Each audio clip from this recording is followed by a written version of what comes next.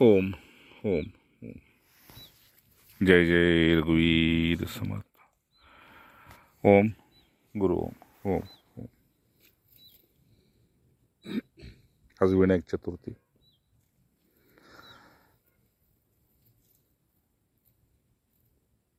सद्गुरुचरणी कोटी कोटी प्रणाम. आणि सर्व गुरुबंधूंना स्वानंदाचा राम राम.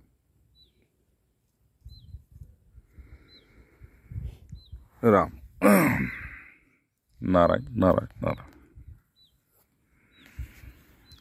आजचा जो विषय आहे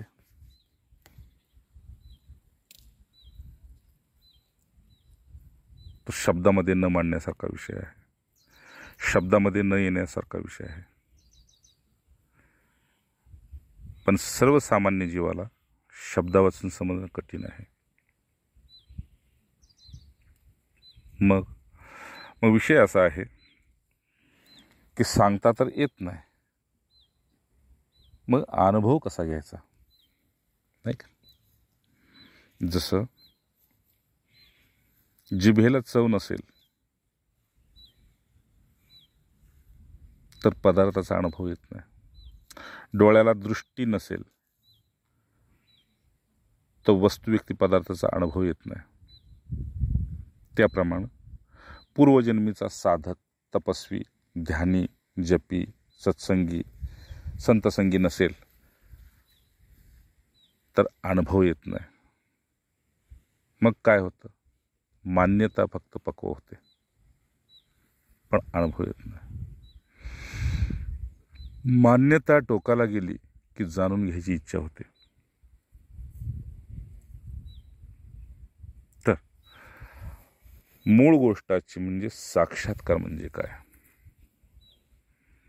आणि किती प्रकारचे साक्षात्कार आहेत. शास्त्राने 2-3 प्रकारच्या साक्षात्काराचा उल्लेख केला, पण महापुरुषांनी पावलोपावली साक्षात्काराचा उल्लेख केला. जसं व्यक्ती तितक्या प्रकृती, किंवा जेवढे शंकर तेवढे, जेवढे कंकर तेवढे शंकर, किंवा जीव ना परब्रह्म, जेवढे जीव तेवढे सगळे शिव आहेत, सर्व ब्रह्म आहेत. म्हणून पहाटेचा विषय एकाने मला असा पाठवला की म्हटले, आजच्या दिवशीचे तुम्हाला हार्दिक शुभेच्छा. ठीक आहे, शुभेच्छा स्वीकारल्या, पण त्यांना उत्तर काय टाकलं? ते उत्तर होतं की तो व आपण साक्षात आहोत. तो आणि आपण साक्षात आहोत. हे कुठल्याही बाह्य साधनेशिवाय जाणणं यालाच सुलभ, सहज, सरळ साक्षात्कार म्हणतात. साधन साक्षात्कार करून देत नाही, साधन स्थिती करून देतं, अवस्था निर्माण करून देतं. अवस्थेनंतर जसं अंथरूण झोप देत नाही आणि पदार्थ भूक उत्पन्न करत नाहीत, हे जसं तसं साधनेमुळे साक्षात्कार होतो हे मुळीच नाही. पण साधनेशिवाय होत नाही हे तसंच सत्य आहे. म्हणून साधनेशिवाय जो वेगळा मार्ग आपल्या शिष्यांना सांगतो, असे कोट्यावधी गुरु मिळाले तरी त्याचा स्वीकार करू नये असं सांगितले महापुरुषांनी. म्हणून तो आणि आपण साक्षात आहोत हे कुठल्याही बाह्य साधनेशिवाय जाणणे याला साक्षात्कार म्हणते. आता विषय असा की हे जर खरं आहे तर मग नेमकं साक्षात्कार पहिला ज्ञानमार्गीचा, भक्तमार्गीचा, योग मार्गीचा, अशा प्रकार सांगितलं.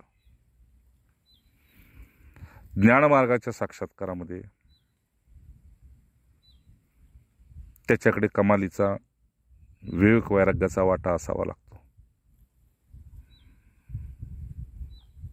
भक्ती मार्गाचा स्थिर श्रद्धा, स्थिर विश्वास, स्थिर भाव असावा लागतो. मग म्हणताना तर महापुरुष म्हणते साक्षात्कार सरळ आहे, हे कसं काय? तर हे असं की जसं आता मला गायीच्या ठिकाणी गाय, मनुष्याच्या ठिकाणी मनुष्य, वृक्षाच्या ठिकाणी वृक्ष, पशुच्या ठिकाणी पशु दिसतोय. ठीक आहे ना? मग हा भेद तर दिसतोय.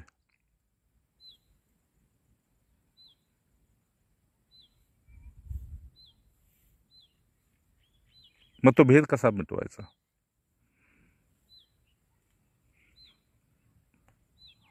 तर हे शरीर भिन्नत्व झालं, स्वभाव भिन्नत्व झालं, आकार भिन्नत्व झालं.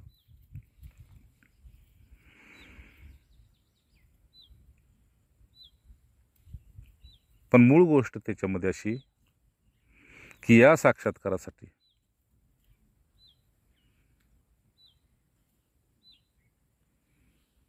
कामनेतून उपरती होणं गरजेचं आहे. कुठल्याही प्रकारची कामना बंधन निर्माण करते. त्या बंधनासाठी एक वेगळी साधनांची सुरुवात करतो. त्यातून बाहेर पडण्यासाठी अनेक मार्ग शोधतो. त्याच्यात प्रवेश करण्यासाठी अनेक मार्ग शोधतो.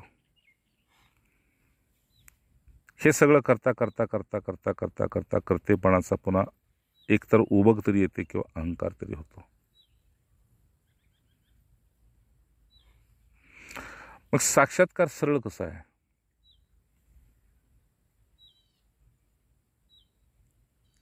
तर महापुरुषांच्या मते जे दिसतंय ती माया आहे, नाही का? जी दिसती ती माया आहे, पण बघतोय तो ब्रह्म म्हणून स्वीकार होत नाही. मग ज्याची माया आहे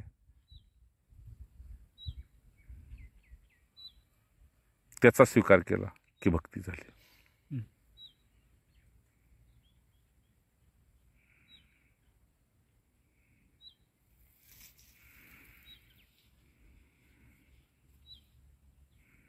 आणि जे दिसतंय, जे बुद्धीला अनुभवला येते,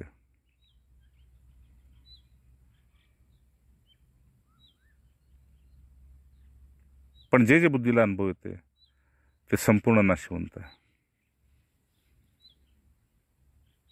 त्याच्याशी माझा काही संबंध नाही. या अनुभवामध्ये स्थिर झाला तर नेतीनं ज्ञानाचा साक्षात्कार होतो. आता थोडं खोलात, ठीक आहे ना? सकाळचा झटका बघितला कसा होता? सरळ लय फरक असतो त्यात, खूप फरक असतो. आणि काही विचारातून आलं होतं का? ते निर्विचार उगवत होतं, धडाधड धडाधड धडाधड. त्यात प्रश्न आता विशेष असा येतो की हे जर सगळं माईक आहे तर मग हे बाजूला कसं सारायचं? पूर्वसंस्काराच्या अनुसार जर हे आपल्याला पुन्हा पुन्हा तिथं प्रवृत्त करते तर हे बाजूला सारायचं कसं? तर हे कोणालाच बाजूला सारता आलं नाही. म्हणजे झोपला की झोपी जाणं हे तुमच्या हातात असेल, पण स्वप्न न पडणं आपल्या हातात नाही.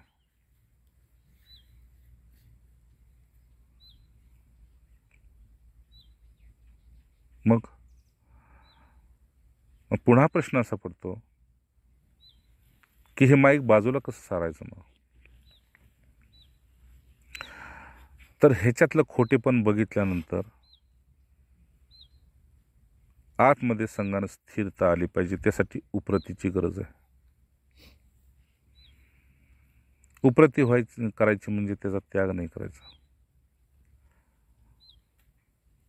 मग कुठल्याही मार्गाचा साक्षात्काराचा अनेक प्रकारचे साक्षात्कार सांगितलेले आहेत.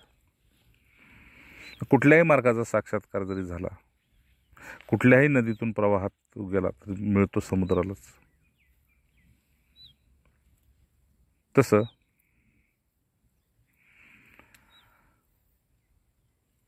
जे सहज आहे, स्पष्ट आहे, म्हणजे नाशिवंताच्या ठिकाणी नाशिवंत आहे आणि नाशिवंताला बघणारा मी अविनाशी आहे. इथं साधन नाही, इथं स्वीकार नाही, काय स्वीकारायचं आहे? काहीच नाही. इथे स्वीकार बी नाही आणि साधन बी नाही. मग इथं काय आहे? तर निवड आहे. जसं खेळासाठी आपण आपल्या बाजूला योग्य व्यक्तीची निवड करतो, तसं हे निवड करून दिलेलं आहे तुम्हाला मुळातच अगोदर. म्हणजे मूळचाच आपण आपल्या सिद्धीला धरून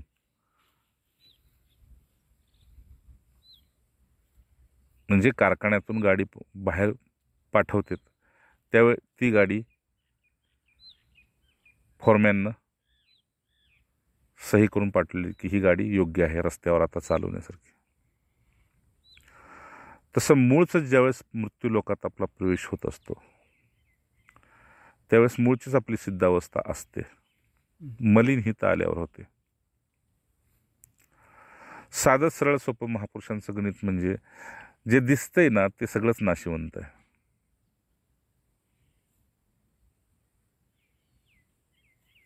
जो बघतोय तो अविनाश आहे. संपला पहिला साक्षात्कार. मग बाबा हे दिसतंय हे जर असं आहे तर हे विचारानं खोटं आहे, पण कृतीनं कुठं खोटं आहे? कृतीनं बाजूला सारता येते का? हे नाही ना. जीवाला ह्याच्यामध्ये कृती करण्याची इच्छाच होते. मग कृतीनं हे कसं सिद्ध करायचं? तर ते म्हटले की सर्वांच्यात भगवंत आहे आणि तो गुणसंपन्न आहे. अवगुण संपन्न आहे, तो गुणसंपन्न आहे. मग गुणसंपन्नतेचा साक्षात्कार की पक्षाला उडता येते, माशाला पोहता येते, गायला चालता येते, आपल्याला बोलता येते. या अनुभूतीमध्ये स्थिर झाला की काही न करता भगवत साक्षात्काराच्या एका टोकापर्यंत जातो. तरी बी ज्यावेळेस त्याला भगवंत बघायची इच्छा होते त्यावेळेस ते अयोनिसम्म माया निर्मित रूप आपल्याला आपल्या दर्शनाला सुद्धा येतं. त्याच्या दर्शनातून आपण बाहेर आलो की मौन होतो.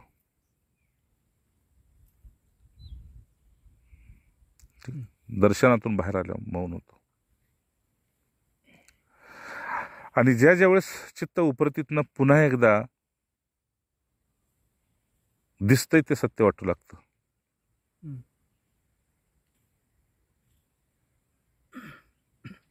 पण ते माझं नाही. हे ज्यांचं पक्व झालं त्यांना संत म्हणले. दिसतंय हे सत्य आहे पण तुझं आहे ते माझं नाही. तिथं संत पदाचा जन्म झाला. या महापुरुषांनी फक्त त्याचा उपयोग केला आणि उपरत झाले. उपयोग केला की पण उपरत झाले. अडचण सर्वसामान्यांची उपरत होत नाहीत, उपरी होते. उपरी समजलं ना. हे सोडून ते धरतील त्याला उपरी म्हणायचं. ते सोडून हे धरतील. मग हे देवतांचं बी धरणं तसंच झालं. कधी विष्णूला धरलं, कधी रामाला, शिवजीला, गणेशजीला, कधी देवी देवतांना धरत गेला. हा धरत बी गेला आणि पुन्हा सोडत बी गेला. एकापेक्षा एक धरत बी गेला आणि सोडत गेला.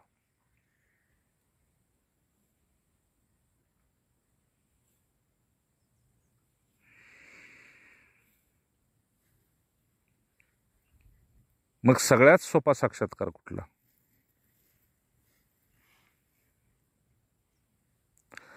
असा स्वतःच शोध घेत जातो.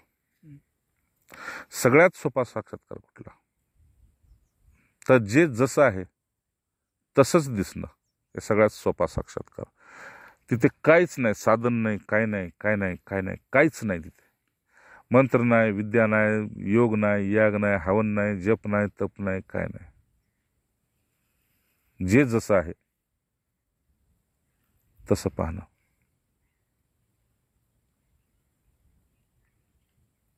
मग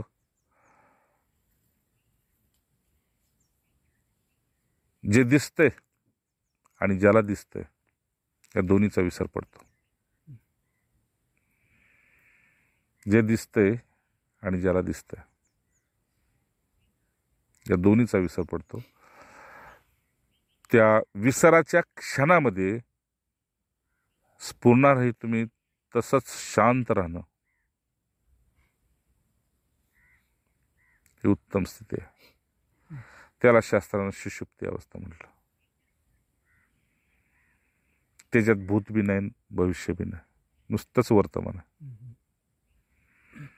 जसं सूर्याला उगवणं बी नाही आणि मावळणं बी नाही, नुसताच तो आहे.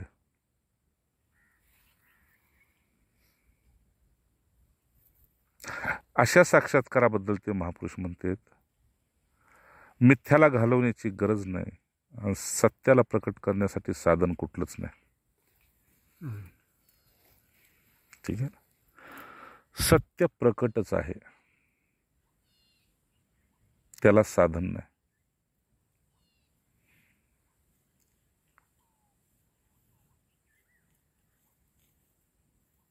ते साधनेशिवाय स्वयं प्रकट आहे. ते साध्य आहे असंही म्हणता येत नाही आणि असाध्य आहे म्हणून पळण्याची गरज नाही.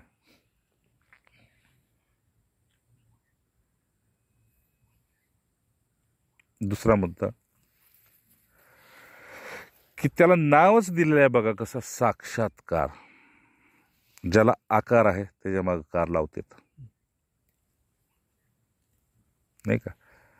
जे सगुणात आहेत त्याच्या मागे गुण आहेत. समजते ना. म्हणजे साक्षातच आहे, म्हणजे प्रकट आहे. त्याला प्रकट कशानं करायचं.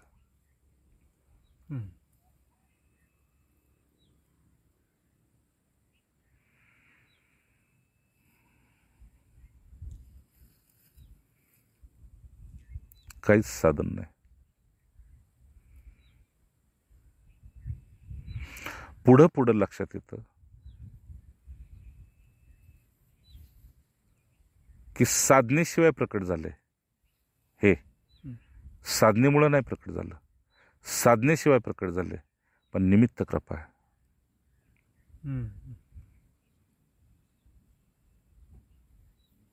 आता आपण इथं गायला घेऊन आलो, गायला घेऊन येणं निमित्त आहे, पण इथंपर्यंत या अनुभूतीशी एक होण्यासाठी ही कृपा आहे. बरं, यातून मिळणार काय आणि हे नाही मिळालं तर होणार काय. यातून मिळणार काय.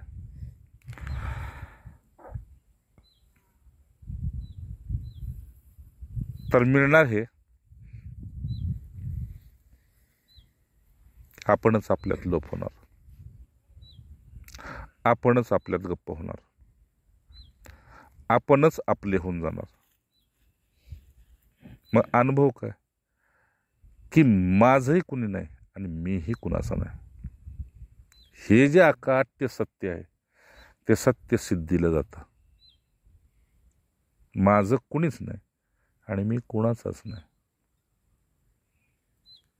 हे व्यवहारी जगतात सुद्धा माहीत असतं, पण ते सिद्धीला गेलेलं नसतं आणि हे हिथं सिद्धीला जातं. ठीक. दुसरा अनुभव काय प्राप्त होतो.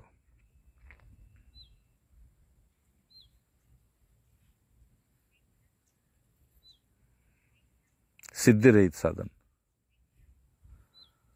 आणि साधन रहित सिद्धी. सिद्धिरहित साधन. सिद्धी रहित साधन काय तर ते आपण आहे. ठीक आहे ना. आणि साधन रहित सिद्धी काय तर प्रकट आहे. स्वच्छ आहे, निर्मळ आहे. आणि त्याच्याशी इतका एकाकार होतो, जो असा एकाकार होतो तो कधी हसतो तर कधी गप्प होतो, कधी समाधिस्थ होतो तर कधी समाधानी दिसतो, कधी शांतीला प्राप्त होतो तर कधी प्रेमाभक्तीला प्राप्त होतो. मग ही प्रेमाभक्ती काय आहे? तर ज्याचं आहोत त्याच्या स्मृतीसारख्या धक्का देते त्यातून.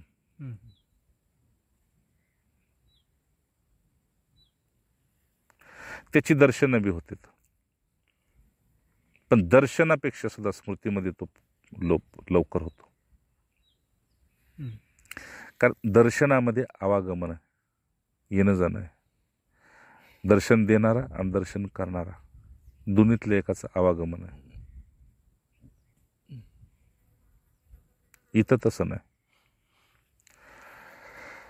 हो,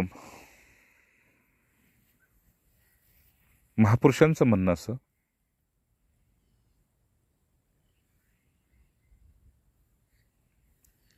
कुणी जाऊन धडक समुद्रात उडी मारली आणि कुणी नदीतून गेला, कुणी जमिनीवरून चालत समुद्रापर्यंत गेला.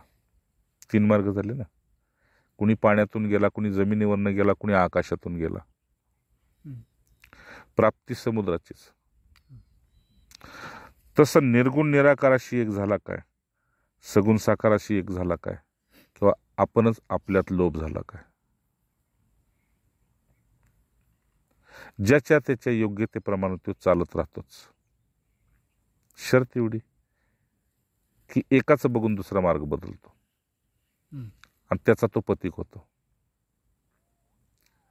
स्टँडपर्यंत मैत्री ठीक आहे. स्टँडच्या पुढे तुम्हाला जायचं पंढरपूरला, तुम्हाला जायचं पुण्याला, मला जायचं कोल्हापूरला,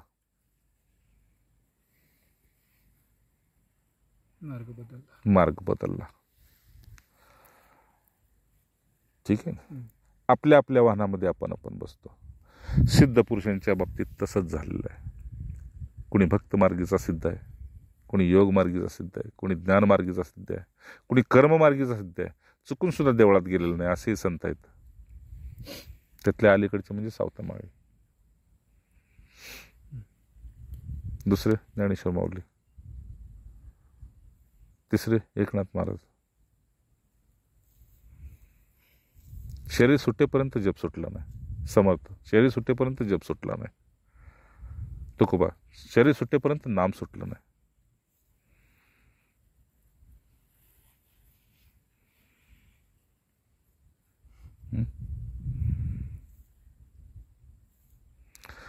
मार्ग किती बी असतील, मुक्कामी काय सांगितलं त्याने, तसं मार्ग अनेक असतील, स्टँड एकच आहे.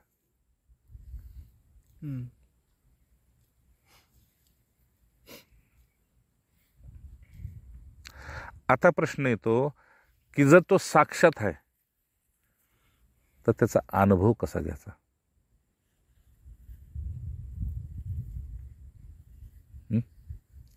आंबा समोर आहे म्हणजे साक्षात आहे. मग तो चिरून खाल्ल्यास हवं ते आंबट काय का गोड, दोनच ना चवी त्याच्या. आंबट का गोड, त्याचा अनुभव कसा घ्यायचा. तर खाल्ल्याशिवाय अनुभव नाही. मग त्याचा आपल्याला अनुभव कसा यायचा जे साक्षात आहे. तर तिथं महापुरुषांनी सांगितलं की अनुभव घ्यायला गेला तर तिथं पुन्हा द्वैत उत्पन्न होईल आणि परिच्छिन्नता येईल. अनुभव नाही आला तर पुन्हा दुःखी होईल, पुन्हा साधनेला लागशील. मग तरी बी जो साक्षात आहे त्याचा अनुभव कसा घ्यायचा. तर जसं आकाश साक्षात आहे पण ते धरता येत नाही, फक्त दिसतंय, तसंच मग गुरुच्या कृपेनं ज्ञान नेत्रानं जे साक्षात आहे ते ज्ञान नेत्रानं बघ म्हणावं लागत नाही, ते स्पष्ट दिसतं, त्याला साक्षात म्हणायचं. ज्ञान नेत्रानं आकाश साक्षात आहे. आंधळा बी आकाशात बसलेला आहे आणि डोळस बी आकाशात बसलेलं आहे. पण आंधळ्याला रंग दिसत नाही, कारण त्याला ते डोळे नाहीत संसारी, आणि ह्याला ज्ञानाचा नेत्र नाही. ज्ञानाच्या नेत्रानं तो स्पष्ट प्रकट दिसत असतो. बरं बाबा, ठीक आहे, मग हे ज्ञान नेत्र आणायचं कुठून बघायला? प्रत्येक गोष्टीच्या प्राकट्याशिवाय तर त्याचं दर्शन नाही. मग हे ज्ञाननेत्र कुठून आणायचं?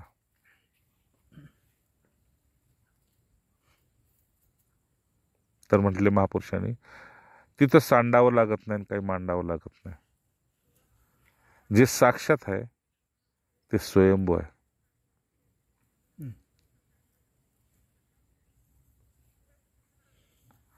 आपल्याला तिथं आणावं लागत नाही. जसं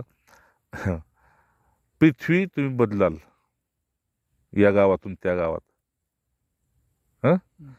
या स्थानावरून त्या स्थानावर, तर आकाश बदलाल का? नाही आकाश बदलू शकत. तसं त्या साक्षातचा आपण अंश असल्यामुळं त्याच्या कृपेनं ते स्वयंभूच दर्शनाला आपणच आपल्या, किंवा ते तत्व आपल्या, किंवा ते ज्ञान तत्व आपल्या दर्शनाला आपोआपच प्रकटतं. जिथं काहीच करावं लागत नाही त्यालाच साक्षात्कार म्हणतात. जिथं काय करावं लागतं तिथं मग साधन तप अभ्यास म्हणतात.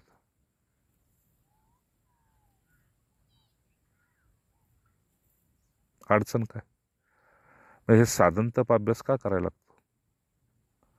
तर तितकी स्वीकृतीची आपली तयारी झालेली नसते. आपला खोळंबा स्वीकृती पुरतोय, आणि स्वीकारलं तर द्वैत बाजूला सारता येत नाही. म्हणून महापुरुषांना द्वैताचा बी त्रास नाही, द्वैताचा. आणि जे साक्षात प्रकट आहे ते पाहण्याचं त्यांना कष्ट बी नाही.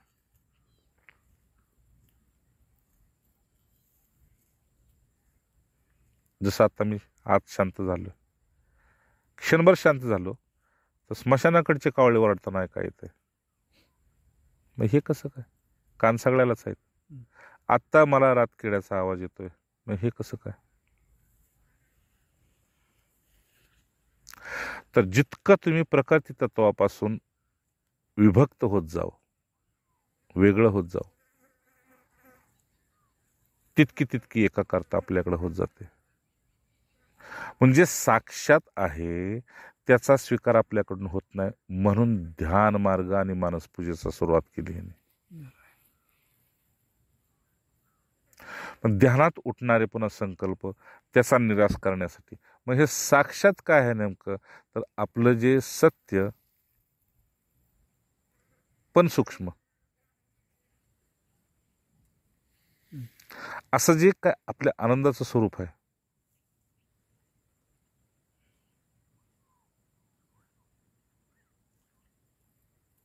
त्याच्याशी अखंड तदाकार होऊन राहणं,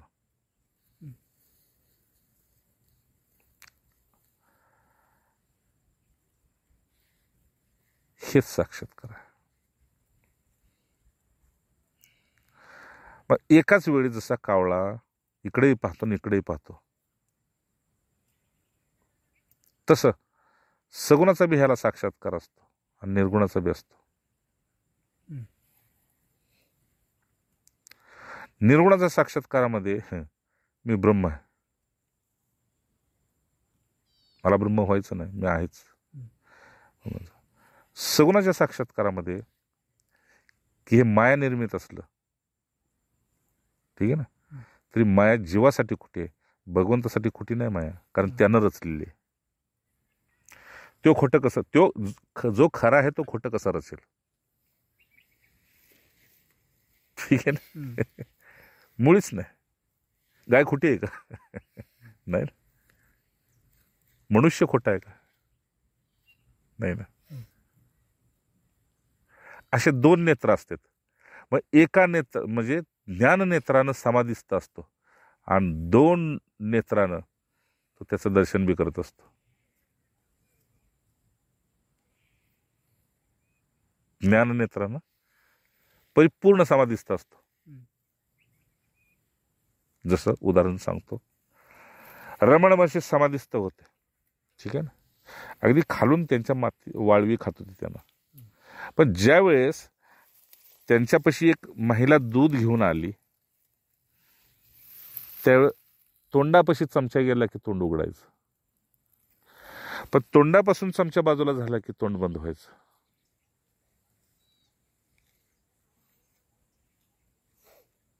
एकाच वेळी दोन्ही चाललं होतं.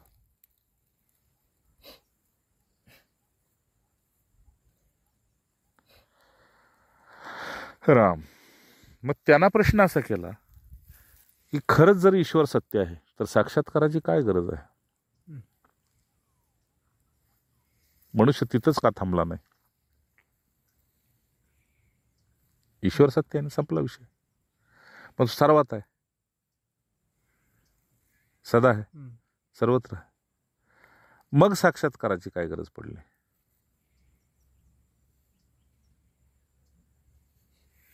ठीक आहे ना.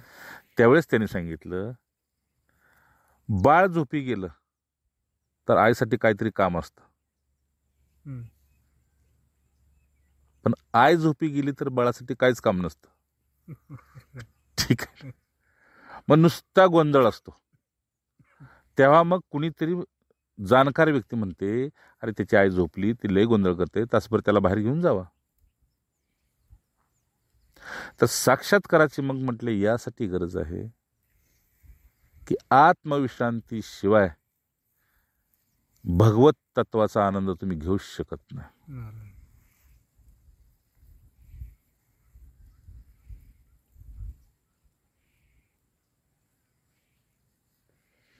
म्हणजे तुम्ही शरीरानं स्वस्थ असाल, मनानं प्रसन्न असाल,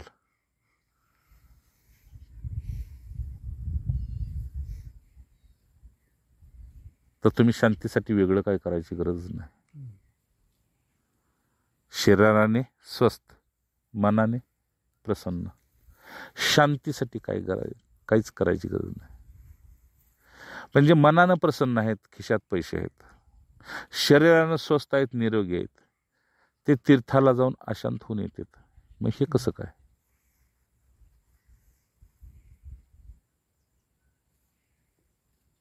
म्हणजे तन धन मनाचा अपव्यय केला, याचा विवेकी पुरुषांना पुन्हा शेवटी पश्चाताप होतो. अविवेकी माणसाला वाटतं पुण्य मिळालं. मग लिहावं लागलं ना महापुरुषांना, तीर्थी धोंडा आणि पाणी, बहुहिंडता शक्य होणार नाही, शिणावे परी नातुडे हित काय. ठीक आहे. मग कर्ममार्गीतनं कुणी साक्षात्कार करून घेतला, कर्ममार्गीतून का? तर कर्ममार्गीतनं साक्षात्कार त्यानं करून घेतला, हे माझं नाही, माझं नव्हतं, माझं राहणार नाही, हे मला माहित आहे, पण तुझ्या समाधानासाठी हे करतोय. संपलं. मग तो असमाधानी होता का? म्हणजे तुझ्या ह्या करण्यानं त्याला समाधान मिळणार आहे का?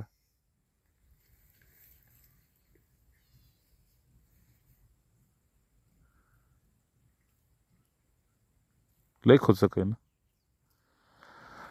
तो असमाधानी आहे का? नाही ना, तो समाधानी आहे. समाधानी म्हणजे द्वैताला खत पाणीच घालत नाही, तो समाधानी.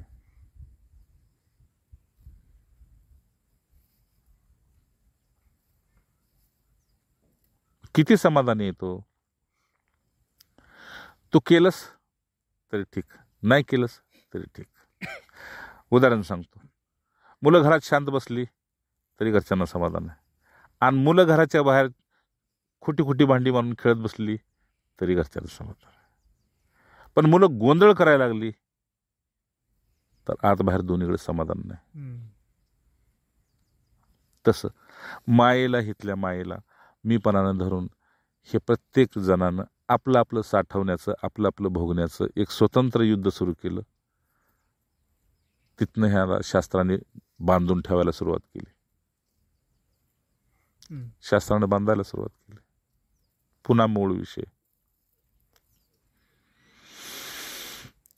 म्हणून हा शब्दच असा घातला. शास्त्राने म्हटले परोक्ष अपरोक्ष, नित्य अनित्य, सत्य असत्य, ज्ञान अज्ञान. पण साक्षात्काराच्या बाबतीत असं नाही. साक्षात्काराला प्रतिशब्द काय? साक्षात्काराला प्रतिशब्द काय?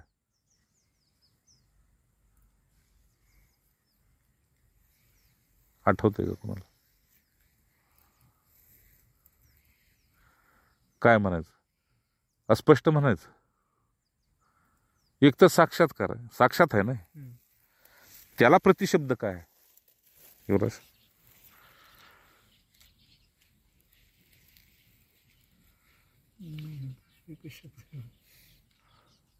आहे की नाही?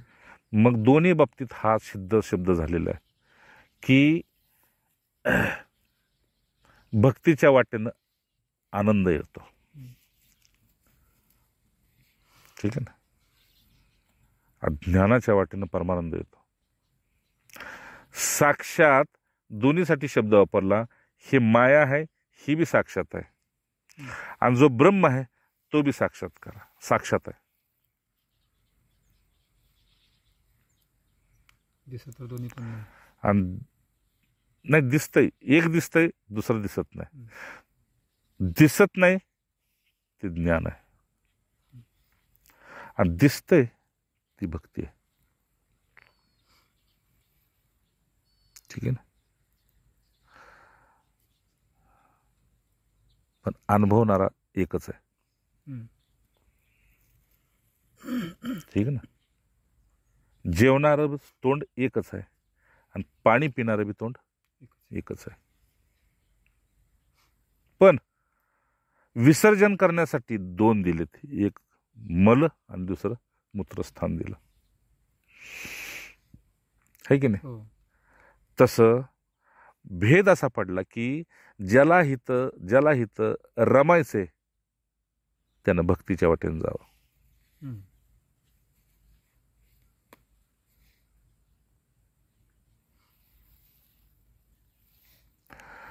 आणि ज्याला हित रमायचं नाही, उपरत झालाय, त्यानं ज्ञानाच्या वाटेने जावं. ठीक आहे? दोघं बी पापमुक्त आहेत, दोघं बी पुण्यमुक्त आहेत. कारण पुण्य करून जे मिळणार आहे ते बिना पुण्याचं हे मिळालंय, भक्ती, स्वीकृती है ना? दोन्ही बी पाप पुण्यातून मुक्त आहेत. फरक एवढाच की एक स्वयंभू आहे ज्ञानमार्गीचा, आणि दुसरा शरणागत आहे.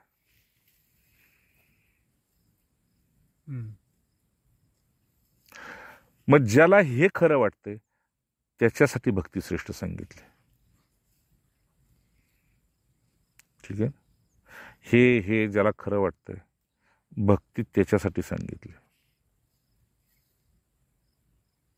हे म्हणजे देह आणि दृश्य ज्याला खरं वाटतंय त्याच्यासाठी भक्ती एकदम उत्तम आहे. द्वैतातून पुढे जायचं बरं का? आणि ज्याला हे असत्य वाटतंय त्याला एकच सत्य आहे, ते म्हणजे अहमात्मा ब्रह्म.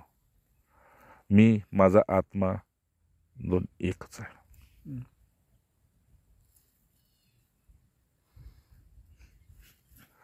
त्याचा दुसरा कशाशीच संबंध नाही. कारण प्रकृती तत्वापासून जो वेगळा झाला त्या सगळ्यांचं चैतन्य तत्व एकच आहे. अडचण काय माहितीये का? ज्ञान मार्गात टिकणार कमी आहेत.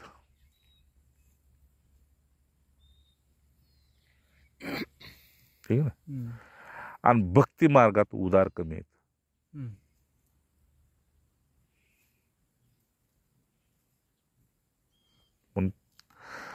भक्ती मार्गातला बी उदारा सर्व होता, त्याच्याकडेच हात केला शेवटी की तुझ्या इतका उदार कोण आहे? उदार सर्व होते. त्या मार्गातला तूच श्रेष्ठ आहे. आणि ह्या मार्गातले संत श्रेष्ठ आहेत. प्रकट नसून तू प्रकट करून दाखवतो आणि हे प्रकट असून लोप करून दाखवतो. है की नाही? ह्याने मला निरोप दिला, काका शंकरदादा गेले. अरे काय बोलतोय म्हटलं. हो, मला बी धक्का बसला म्हटलं.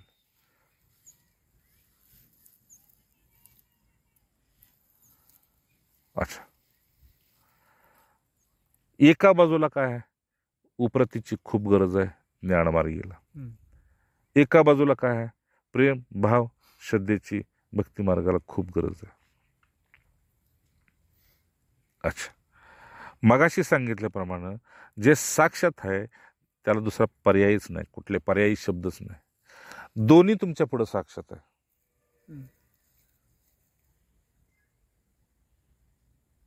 बघणारा बी आणि दिसणारा बी.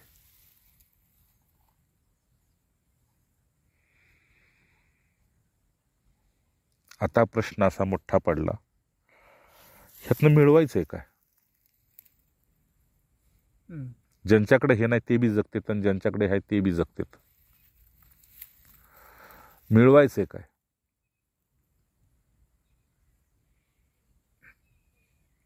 सांगा. माळ फिरवली, पूजा केली, फुलं गोळा केली, आंघोळ केली, मंत्र केलं, योग केलं, काय काय केलं, यातनं मिळवायचंय काय?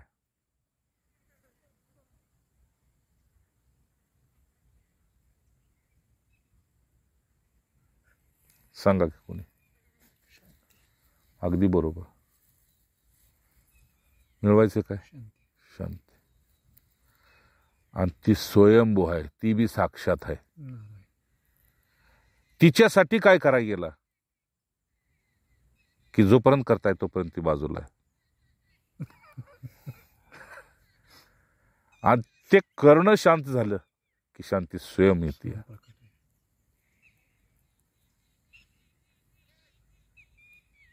आत्ता माझी सावली कुठे आहे? तर माझ्यातच गुप्त आहे. कारण काहीच नाही, मी प्रकाशात नाही म्हणून सावली माझ्यात गुप्त आहे. हा, मी प्रकाशात आलो बरं का पिंजरे, मी प्रकाशात आलो की सावली स्वयंभू प्रकट आहे.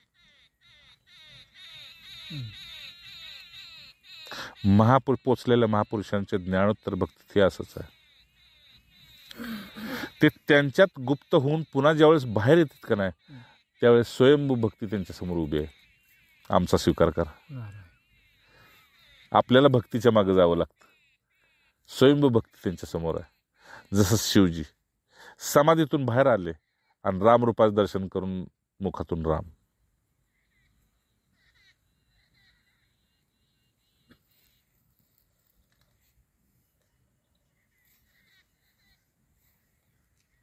पाठीचा विषय माझ्याकडे कायच ना,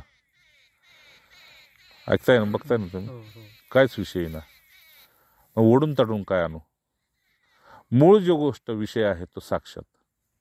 जसं माया साक्षात आहे,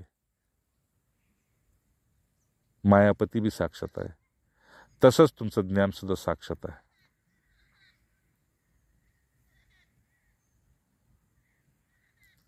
अडचण काय? अडचण आहे तितकं आपण निर्भय झालो नाही स्वीकृतीसाठी. ज्याच्याकडे ज्ञान आहे का नाही ते सुद्धा मृत्यूच्या वेळी घाबरतात.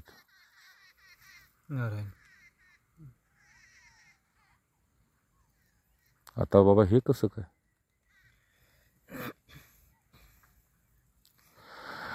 तर ते ज्ञानाचे अनुभवी आहेत. मी कालच विषय सांगितला नाही का, ईश्वर बी नाही, संगीत बी ईश्वरापर्यंत जाण्याचा मार्ग आहे. संगीत सुद्धा तुम्हाला ईश्वरापर्यंत पोहोचवतं, ईश्वरमय नाही करत. ते तिथून तुम्हाला अंतःकरणाची गंधर्व वृत्ती घेऊन पुन्हा खालीवर करतं. ठीक आहे ना. म्हणून जे स्वतःला ज्ञानमार्गीचे समजतात, मृत्यूच्या वेळेस एक कलटणे आहे ना, एक बदल आहे ना, त्यावेळेस सुद्धा ते हादरून जातात. का बरं? तर त्यांचा अनुभवाशी संबंध आहे. आता पुन्हा आला साक्षात. ठीक आहे ना. जिथं साक्षात्कार झालेला आहे तिथं भीतीचा संबंध का नाही माहिती आहे का? बघा आता सांगतोय काय ते. ज्याला साक्षात्कार झालाय त्याचा मृत्यूशी काडीचा संबंध नाही. का माहिती आहे का? नीट लक्षात ठेवा, नीट.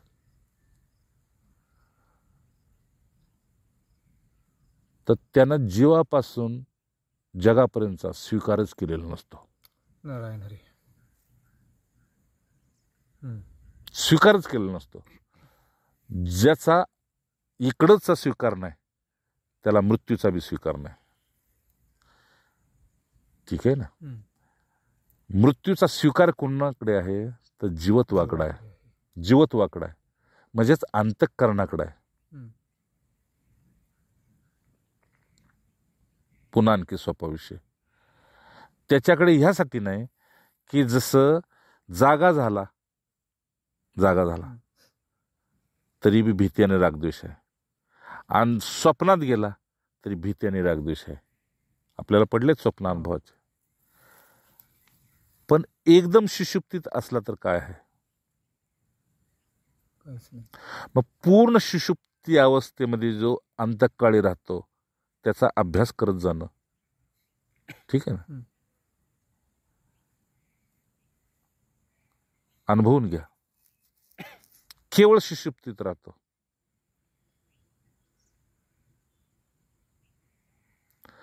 त्याचा मृत्यूशी संबंध आहे. ठीक आहे ना.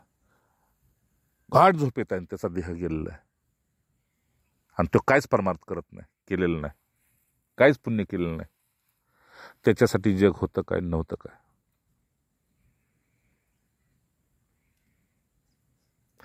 तसंच साधनेच्या आधी आणि साधनेच्या नंतर आणि साधनेच्या मध्ये ज्याला जे करायचं जीवाला त्या करू देत की जप करताय, तप करताय, काय करताय.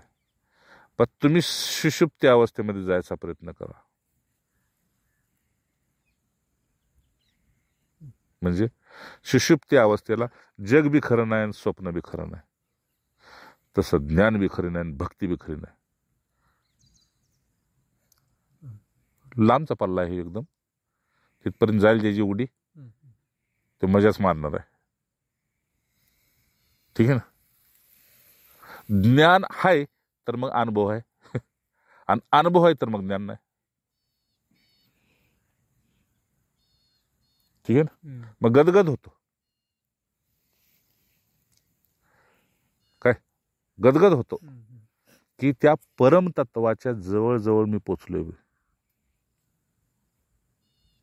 म्हणजे आता गुरूंच्या भाषेत सांगतो, जो आपल्या सच्चिदानंद स्वरूप पदवीपासून वेगळा नाही, विभक्त नाही, तोच भक्त ना. आणि ज्याला मी ज्ञानी आहे हे माहीतच नाही, तोच ज्ञानी ना.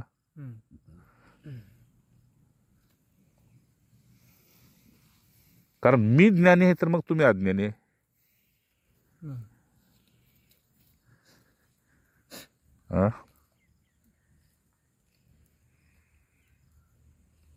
मग ज्ञानाची अशी अवस्था सांगितलेली महापुरुषांनी की जसं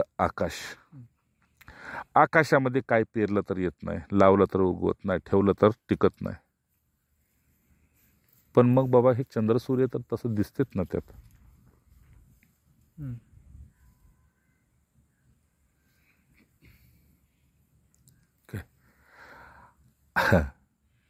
मग हे जसा ग्रह आहे तो बी तसाच ग्रह आहे, पण तुझा आग्रह तो मान्य करत नाही. त्याला काय करायचं? आकाशात काहीच नाही,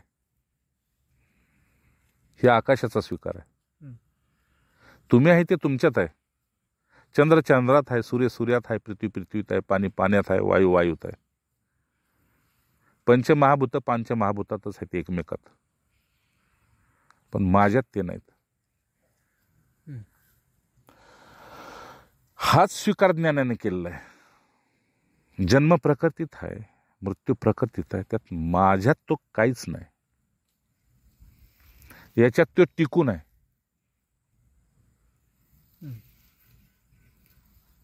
गावठी उदाहरण सांगायचं म्हणजे तुम्ही गुरुजी किती बी सांगा बेदोनी चार काय, पण मला मान्य नाही ना.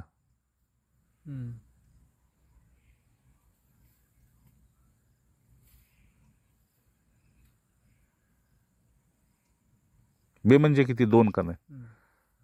पण आकडा लिहिल्यावर तुम्ही म्हणता ही किती आकडा आहे? 1 है ना?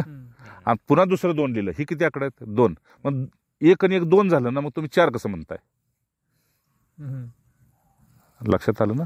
बे म्हणजे 2, मग 2चा आकडा इथं 1 लिहिला आणि 2चा आकडा इथं 1 लिहिला. मग तुम्ही म्हणणार हे किती अंक झाले? तर तुम्ही म्हणणार 2. अरे म्हणजे ह्यांची बेरीज किती? 2. अरे हे 2 आणि हे 2 आहे, हे 4 झालं. नाही नाही, तुम्ही अंक किती लिहिलेत? 2. मग ही 1 आणि ही 1 2 झाले ना. मग हाच भेद सगळा चाललेला आहे. एकाला मान्य आहे, दुसऱ्याला मान्य नाही. ही मान्य आणि अमान्य दोन्हीच्या पलीकडे गेला तो ज्ञानी. नारायण.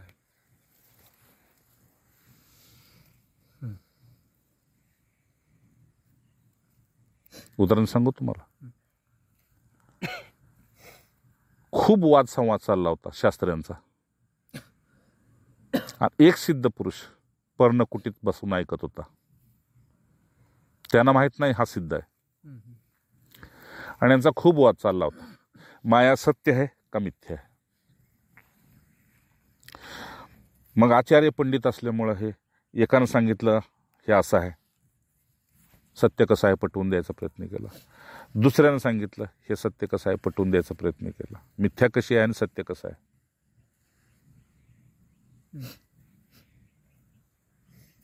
बरं का?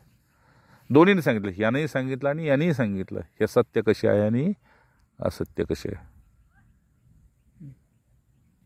त्यानं ते ऐकलं आणि आपला हसत हसत पाणी भरायला चालला होता. तर लोक म्हटले आपल्यापेक्षा ह्याला जास्ती कळलेलं दिसतंय, आपल्या दोघांच्याही गोष्टी तो हसत चाललाय, जरा बोलवा त्याला. त्याला बोलवलं. म्हटलं तू हसलास का? तर म्हटले मी स्वतंत्र आहे म्हणून.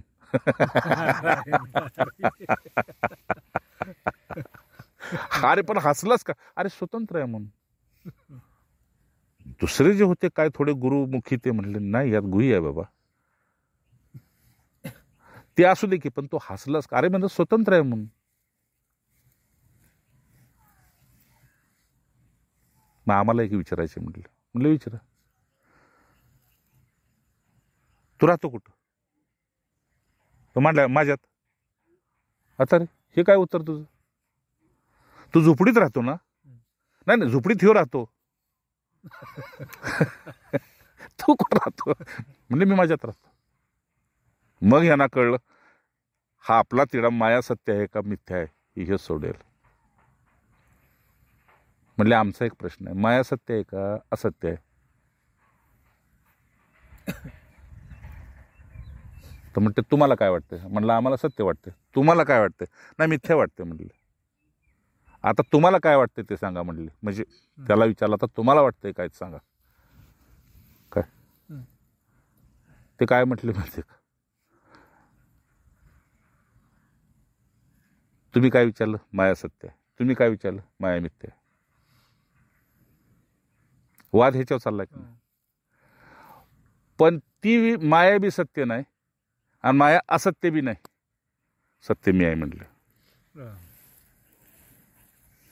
तुमचे वाद सत्य नाहीत, सत्य मी आहे म्हटले. हे कसं काय?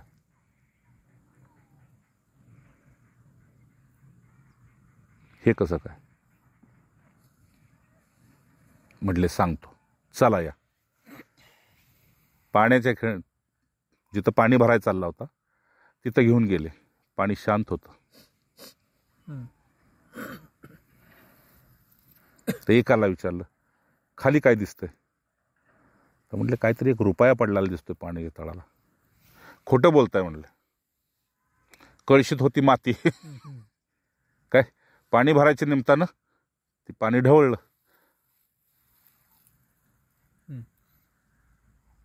आणि पुन्हा म्हटले विचारलं रुपया दाखवा. बघितलं. म्हणले अहो मगाशी होता, मग आता काय झालं? तर म्हटले पाणी खराब झालंय. ठीक आहे. मग त्याने म्हटलं हाच वाद एवढा आहे. मत खराब झालं की माया वेगळी झाली, माया असत्य झाली. मत अनुकूल झालं की माया सत्य झाली. पण ती सत्य बी नाही असत्य बी नाही.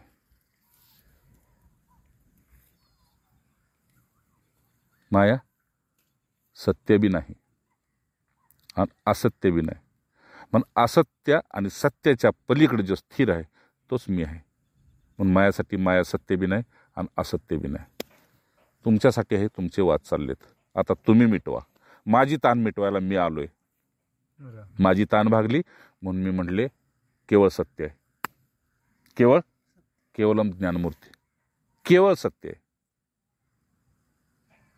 त्यांनी उदाहरण पुढे सांगितलं.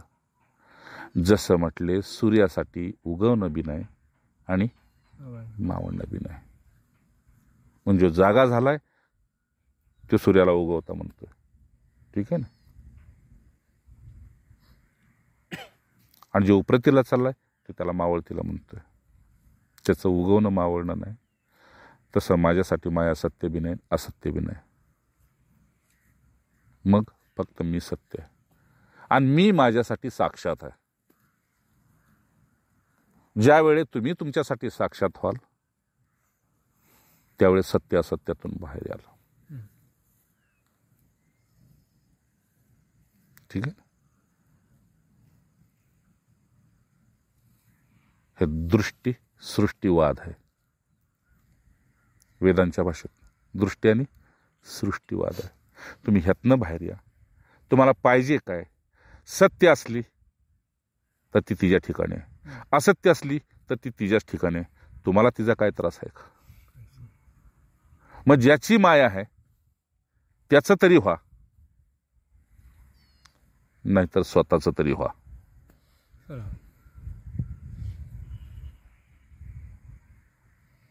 सिद्धांच्या भाषेत सांगितले. स्वतःचा झाला तर मायाला मिथ्या म्हणायची गरज नाही. त्याचं झाला तर तिला सत्य म्हणायची गरज नाही.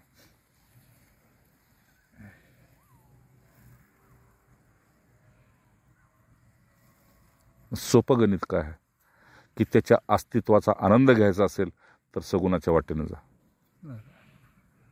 त्याच्या अस्तित्वाचा आनंद घ्यायचा असेल तर सगुणाच्या वाटेनं जा. मग तुमच्यावर काहीच भार नाही. प्रत्येक चुकीला तुमच्या क्षमा आहे. का तर एका नमस्कारानंच तो बाळून जातो. बस त्यातलं खरेपण तुमच्या पुढं प्रकट झालं पाहिजे. तुमच्या पुढं तुमचं नमस्काराचं खरेपण प्रकट झालं की त्याच्यापर्यंत पोचतं. का तर त्यानं सांगताना सांगितलंय आधी मी तुमच्यात आहे मग जगात आहे. सगुणाचा साक्षात्कार. सगुणाचा साक्षात्कार. माऊलींना तेच सांगायचं होतं. परवा सांगितलं विषय. माऊलीने हरिपाठात सांगितलं नामापरते तत्व नाही रे अन्यथा. मग हे कसं काय? नाम शब्द ब्रह्म, नामापरते तत्व नाही रे अन्यथा. नाम तत्व कसं काय?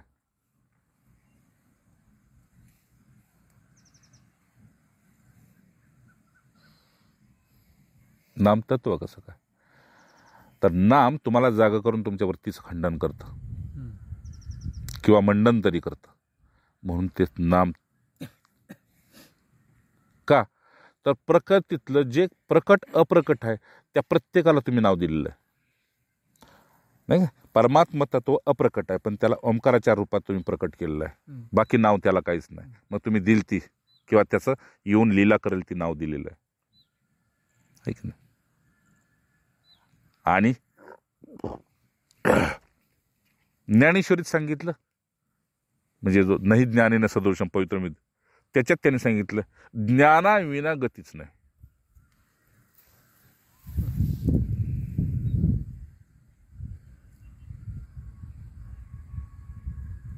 पण पुन्हा हे जड होईल लोकांना म्हणून ते खाली आले की म्हटले ईश्वराच्या अस्तित्वाचा स्वीकार हे बी एक ज्ञानच आहे जे पशुला नाही. नाही का? मूर्तीवर जाऊन कुत्रा लघवी करताना विचार करतं का? तुळशीवर करताना करतं का? काय नाही. आंधळ्या व्यक्तीला दगड आहे का देव आहे कळतं का? काहीच नाही. त्याच्या अस्तित्वाचा स्वीकार हे बी एक ज्ञानच आहे. पण ते भक्तिमय ज्ञान आहे.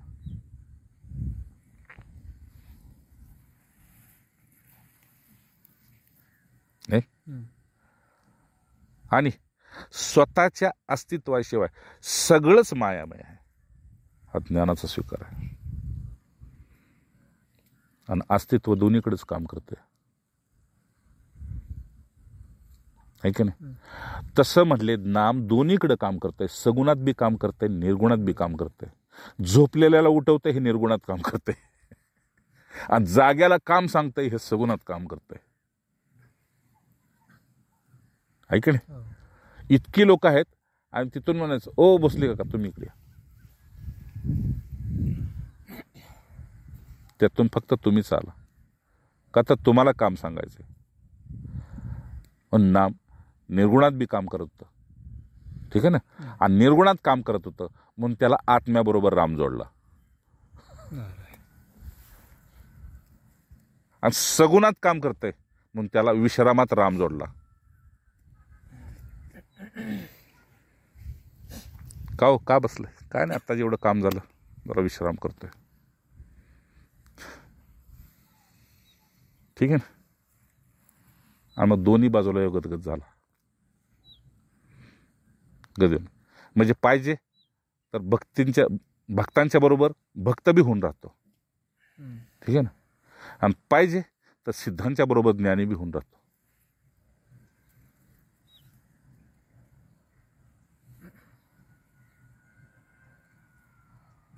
ठीक आहे. मग सिद्धांच्या बरोबर ज्ञानी होऊन राहत असताना दुसऱ्याच्या मताचं खंडन करत नाही, स्वतःच्या मताचं मंडन करत नाही.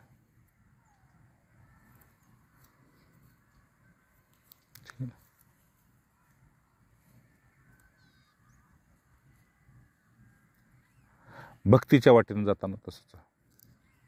कुणी उभ्यानं नमस्कार केला काय, कुणी वाकून केला, कुणी साष्टांगात केला काय, किंवा कुणी बसून नमस्कार घातला, सगळंच स्वीकार आहे. मूळ विषय पुन्हा आलोस, संपूया आता. मूळ विषयावर असा आहे की दोन्हीही साक्षात आहे, सगुण बी साक्षात आहे आणि निर्गुण बी साक्षात आहे. म्हणून एकाला सगुणाचा साक्षात्कार होतो तर दुसऱ्याला निर्गुणाचा साक्षात्कार होतो. पण साक्षात दोन्ही आहे. पुन्हा फिरून सांगतो, साक्षात दोन्ही कसं आहे तर हे स्पष्ट दिसतंय त्याला माया, माझ्या व्यतिरिक्त हे सगळं मिथ्या आहे. माझ्याच समोर प्रकट आहे आणि माझ्या समोर हे लोप होणार आहे.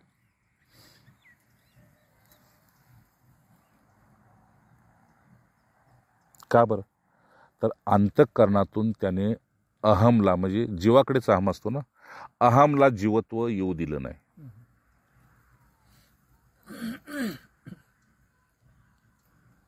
मेलेलं आहे की नाही, त्याच्याकडे अहंकार असेल का? जो मेला आहे त्याच्याकडे, ज्याच्याकडे जीवत्व आहे त्याच्याकडेच अहंकार आहे. आणि अहंकार फक्त जीवत्वाकडेच असतो.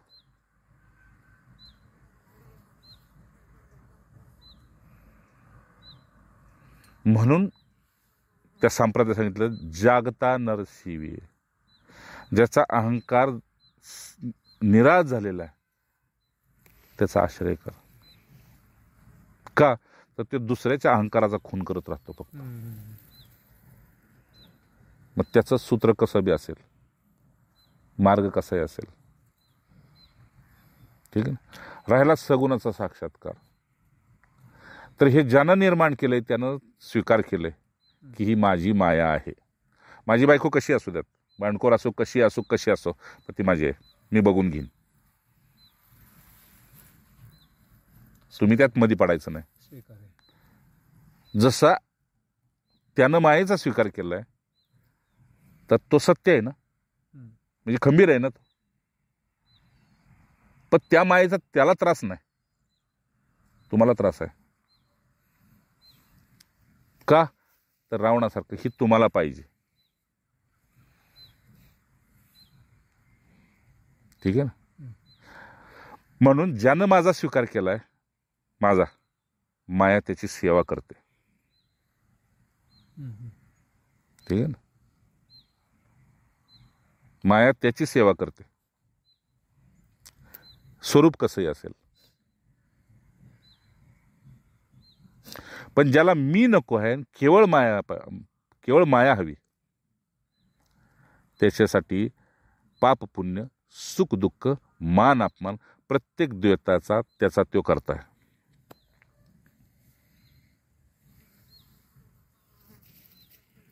आणि इथं मी दोन्हीकडे स्वतंत्र दिलेलं आहे. ठीक आहे ना. म्हणून जो सत्य आहे त्याची मायावी सत्यच आहे, पण हे भक्तासाठी.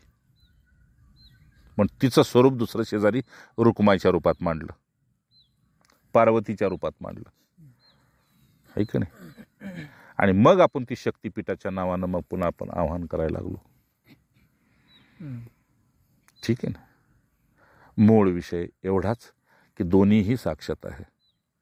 तुम्हाला त्याच्या कृपेनं नजर मिळेल तेव्हा मिळेल, पण त्याची भूक जितकी तितकी पुरवठा, नाही का. समोर तुम्हाला भूक नाही आणि समोर सगळेच पदार्थ तुमच्या मांडलेले आहेत, मग तुम्ही मन राखण्यासाठी खाल,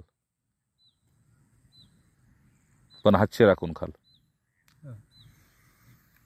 तसं माया तुमच्या समोर प्रकट आहे, तसंच ज्ञान तुमच्या समोर प्रकट आहे, तसंच प्रेम बी तुमच्या समोर प्रकट आहे, पण त्याचा वापर करायची माहिती नाही.